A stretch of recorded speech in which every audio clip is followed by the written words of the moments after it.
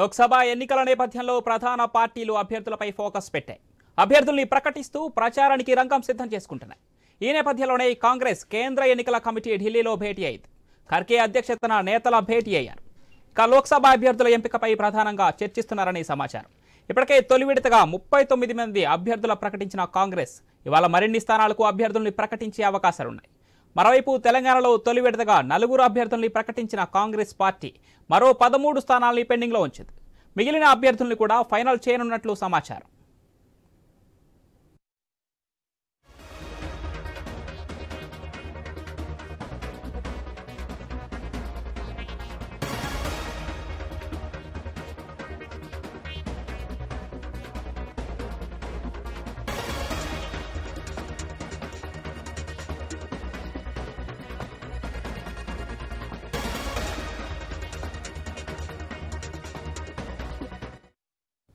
లోక్సభ ఎన్నికల నేపథ్యంలో ప్రధాన పార్టీలు అభ్యర్థులపై ఫోకస్ పెట్టాయి. అభ్యర్థుల్ని ప్రకటిస్తూ ప్రచారానికి రంగం సిద్ధం చేసుకుంటున్నాయి.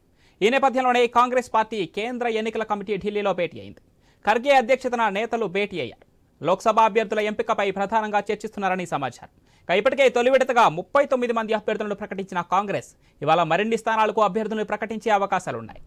మరోవైపు తెలంగాణలో తొలి విడతగా 4 అభ్యర్థుల్ని ప్రకటించిన కాంగ్రెస్ పార్టీ మరో 13 స్థానాల్ని పెండింగ్లో ఉంచింది. మిగిలిన అభ్యర్థులను కూడా ఫైనల్ చేయనున్నట్లు సమాచారం.